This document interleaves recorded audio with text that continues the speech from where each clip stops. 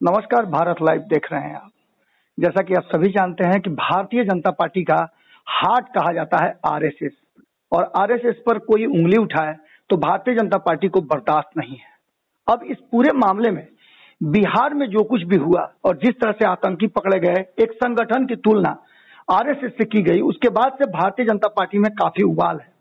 देखने वाली बात यह होगी कि अब इस पर आगे की क्या रणनीति और प्रतिक्रिया रहती है। लेकिन इन सब विषयों पर बातचीत करने के लिए हमारे साथ भारतीय जनता पार्टी के प्रखर प्रवक्ताओं में से एक संजय टाइगर जी हैं। संजय टाइगर जी अपनी बातों को बड़ी बारीकी से रखते हैं और इस जो विषय है जिसमें काफी उलझ गई है बातें, उसको किस ढंग से प्रस्तुत करते हैं और क्या सोचते हैं, हम इनसे जानना चाहेंगे। बहुत बहुत धन्यवाद संजय जी। हाँ, नमस्कार। संजय जी, आपने महाराष्ट्र का तार छेड़ करके कहीं ना कहीं एक बात जरूर बताने का कहा कि महाराष्ट्र में हम बड़ी पार्टी थे, लेकिन महाराष्ट्र में क्या कुछ हुआ। क्या आरसीपी सिंह बिहार के एकनाथ शिंदे बनेंगे क्या? देखिए, मैं समझता हूँ हर राज्यों की अलग राजनीतिक परिस्थितियां हैं जी, और एक राज्य की राजनीतिक घटना से दूसरे राज्य की राजनीतिक घटना की तुलना नहीं की जा सकती है। आरसीपी भी जदयू में है और सब लोग कहते हैं कि जदयू के सर्वमान्य नेता नीतीश कुमार है, और मुझे कहने में संकोच नहीं है कि जदयू का मतलब है नीतीश कुमार। उसके सर्वे सर्वा नेता हैं, उनके वोटरों में, सपोर्टरों में, कार्यकर्ता में, विधायकों में, सांसदों में नीतीश कुमार की स्वीकार्यता है। नीति वहां देखिए, महाराष्ट्र में उद्धव ठाकरे के व्यवहार से, उनके काम से, उनको हिंदुत्व के एजेंडा से समझौता करने के चलते, विधायकों से दूरी बनाने के चलते, विकास में रुचि नहीं लेने के कारण विधायकों का एक बड़ा समूह उनसे नाराज था और वो चाह रहा था कि यह जो गठबंधन बना है ये अस्वाभाविक गठबंधन है। भाजपा के साथ उसका लंबे समय तक गठबंधन रहा, स्वाभाविक गठबंधन है, और इसी गठबंधन के साथ रहकर हम महाराष्ट्र का विकास कर सकते हैं, महाराष्ट्र की तरक्की और प्रगति के लिए काम कर सकते हैं। उन लोगों ने ये रास्ता चुना।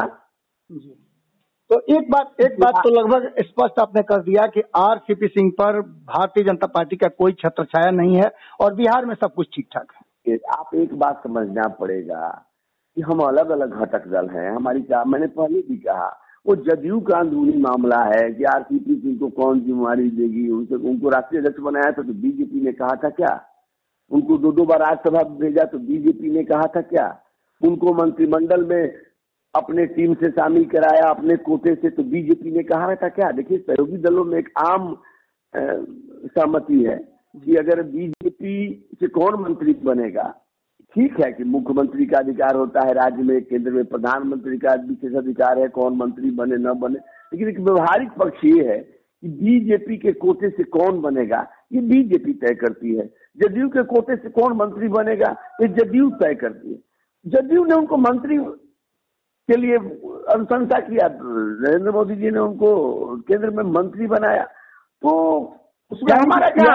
यानी कि सब कुछ ठीक ठाक है। नीतीश जी की सरकार अभी चलेगी और नीतीश जी के नेतृत्व में आप लोग 2025 तक काम करेंगे। मजबूती से एनडीए की सरकार चलेगी और हमने कमिटमेंट किया था 20 में कि 25 तक नीतीश कुमार के नेतृत्व में हमारी सरकार चलेगी। वो सरकार चल रही है, आगे भी चलेगी और बिहार की बेहतरी के लिए जो भी करना होगा हम सब मिलजुल कर करेंगे। जीतन राम मांझी भी अपने 4 विधायकों के साथ आपका समर्थन जारी रखेंगे? अभी तो है समर्थन। देखिए, मैंने कहा कि जब गठबंधन बनता है तो उसमें सभी दलों की सहमति जरूरी होती है जी। लेकिन अगर कोई गठबंधन से निकलना चाहता है तो उसमें सभी दलों की सहमति नहीं होती है, उस दल विशेष का तय होता है। जी जी जी। जीतन राम मांझी जी एनडीए में आए, मुकेश सहनी एनडीए में थे, जदयू और बीजेपी एनडीए में, चारों दलों की सहमति से एनडीए बना जी। तो बनने के लिए तो सबका सुर में सुर मिलना चाहिए जी। अब निकलने के लिए कोई एकला चले करे, लेकिन मुझे नहीं लगता कि कोई बिहार के जनता के साथ धोखा करेगा, बिहार के विकास को अनदेखी करेगा और कोई बतासा के लिए मंदिर तोड़ेगा। अगर ऐसा करेगा तो जनता के नजर में उसकी छवि नायक की नहीं खलनायक की बन जाएगी और राजनीति में जनता की नजरों में कोई गिरना नहीं चाहता है।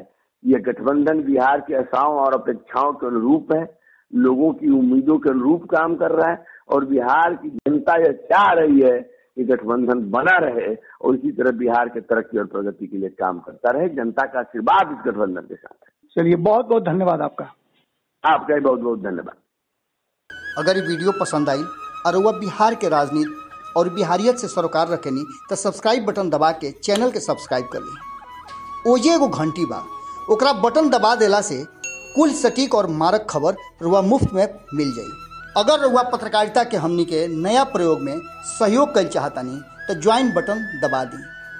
पेटीएम नंबर नोट कर ली 9386816700। धन्यवाद।